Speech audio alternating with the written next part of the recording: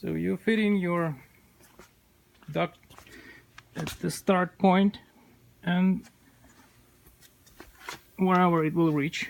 If you have a small duct, you can use this, just start from here and to here or whatever. So checking that your cut is in here at the bending point from both sides.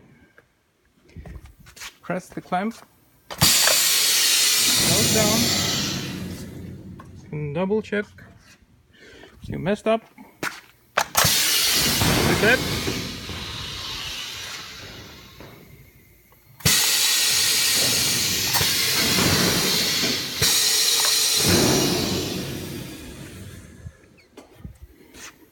Then press.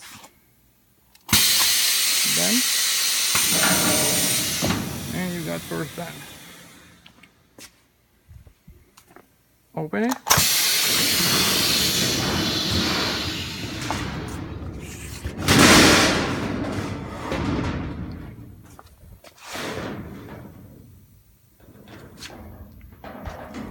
It's hard to make with one hand only, but we try.